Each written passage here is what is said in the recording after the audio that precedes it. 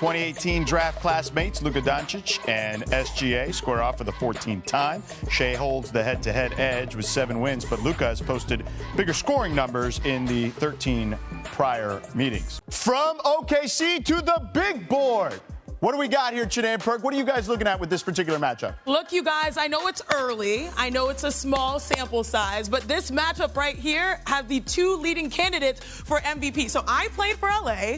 Perk, can we show the jacket for a moment? Perk obviously played for OKC. And not just played, hey, ambassador. I'm you're the ambassador in OKC. Oh my goodness. So we're going to take the respective stars. I'm going to start with Luka Doncic, how great he has been on the floor. Let's roll the tape and show what we've got. All right, Luka, he's so patient. He plays to his own tempo. DA has done a better job screening. That puts his defenders in a blender. But he also is very shifty. He'll slow down, create some contact, not just for the mid-range, but he'll get to 3. He's top 10 in made threes at over 4 a game. And then he does like to use these screens to sort of snake. And he's not afraid of anybody in front of him. This right here is Rudy Gobert, a defensive player of the year multiple times. That's when he unleashes his fadeaway, the step back. He's a big guard. He is 6'7", and he's got these skills. But this is my favorite part of the game because it involves post play. This is where he's lethal. The defenders come. It doesn't matter. He splits the defense. He tends to hit those fadeaways. But when he's attacking the basket, he scores from all levels. Last but not least, you heard the numbers. 37.1 points per game. The highest scoring average currently in the NBA. When was the last time we saw that? MJ. But this is wild, y'all. He did it for the entire season, but Luka is on a torrid, historic pace. He is on the pace. That's why I picked Luka Doncic to win the scoring title. But on the flip side, my boy SGA, that's why I got my jacket said, keep a cool booty. The best mid-range game, best scorer, best player in the game. And here it is. He is leading the league in 2-point made shots. Right here, you see him getting the separation. By the way, he averaged 4.5 feet separation on his pull-ups. Here it is again, coming off. Look at the separation again, giving the big fella the nudge to knock down the shot. When you talk about the mid-range king, this is SGA. Here he goes again, sizing them up, getting in the bag. The separation again, 4.5 feet. Ooh. Get back, young fella. Let me knock this down. They call him Shea Butter for a reason. Most consecutive 20-point games in NBA history. Look who he's up there with. Wilt, and SGA. He's on the streak right now, active streak 84. Hold on. Let's do this together, Perk. Will the real MVP please stand up? Please stand up. Please stand up. Okay. All right. Y'all know I love that. That was great stuff, as always, from you two. So, Brian, what do you make of what we're seeing from this Thunder team coming off a championship and playing as well as they're playing? Well, they're getting incredible use out of their depth. And I would say that if there's any chance that the Lakers can win, it would be in a moment like tonight. Because they got the Thunder the second night of a back-to-back. Lou Dort is out. Jalen Williams is out. Aaron Wiggins is out, so you don't have some of the guys that you have defending Luka. So this is a shot for them, but they're so deep, they just keep rolling dudes in, including A.J. Mitchell, who's just getting it done. I will say this. The Lakers are doing great offensively. Luka's been awesome. But the Lakers are still 22nd league in defense. If they're going to get serious about anything, they're going to have to, defend a little bit higher level. You know why that doesn't really matter? Because, honestly, speaking of the depth, when your number 3, quote-unquote, option, based off of what we saw in the finals, now becomes a ferocious number 2, Chet Holmgren, he's making that leap. Oh, yeah. That requisite leap if you're going to try to go back-to-back. This is a squad that has found one of the best 1-2 dynamic punches in the NBA. I think it was 9 for 9 yesterday. Shot 100% from the field. 1, 2, 3, 4, 5, 6, 7.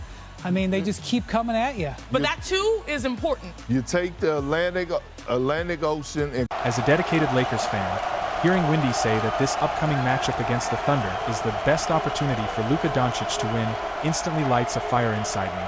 And honestly, it should fire up every Lakers supporter out there. Because if there's one thing we know about this franchise, it's that when the world counts us out, when analysts start crowning other stars before the game is even played, the Lakers tend to show up with something extra. And whether Luka is in the conversation or not, this preview is supposed to be about Lakers versus Thunder, not the Luka show featuring everyone else. Don't get me wrong, Luka is a generational talent, and he's been putting up video game numbers. I can respect greatness when I see it. But as a Lakers fan, I've also seen LeBron James dominate seasons, Anthony Davis destroy defensive schemes, and this team rise in moments when the pressure seemed overwhelming. So when someone frames this game as a chance for Luka to get an easy win, it feels disrespectful not just to the team but to everything the purple and gold represent. What this game really is, especially for us, is a test of identity. The Thunder are young, fast, and hungry. Shai Gilgeous-Alexander is playing like an MVP candidate. Their role players buy in. Their coaching is sharp. They want to prove they belong in the upper tier of the West. But the Lakers? We're a franchise built on moments like this. When the spotlight hits, when the storyline starts swirling, when the league starts pushing a narrative, the Lakers have a way of pushing back. We thrive on proving people wrong.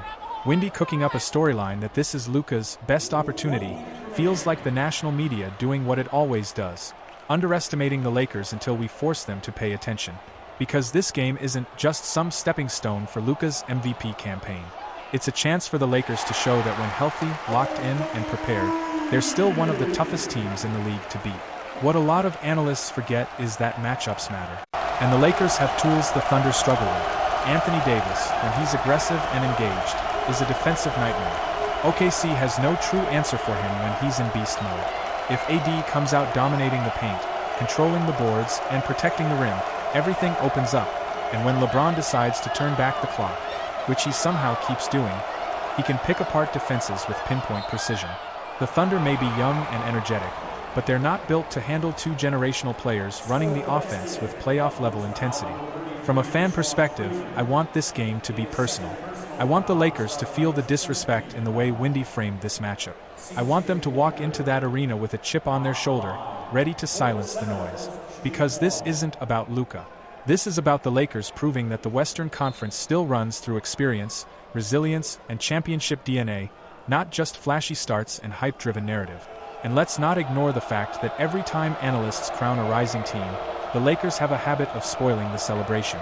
We've done it to the Grizzlies, to the Suns, to the Warriors during stretches, and now it's time to do it to OKC. The Thunder may have the momentum, and Luka may be stealing headlines, but the purple and gold still have LeBron's leadership, AD's dominance, and enough depth to make anyone uncomfortable. The bottom line is this: if the Lakers show up focused, communicate on defense, hit open shots, and control the pace, this game flips from Luka's best opportunity to win to the Lakers remind the league who they are. As a fan, that's all I want. A full team effort that shuts down the narrative before it even has a chance to grow. So yeah, let ESPN talk. Let Windy hype up Luka. Let the Thunder get their flowers. Because when the ball tips, everything resets, and the Lakers have a habit of rewriting the script, especially when the world is counting them out.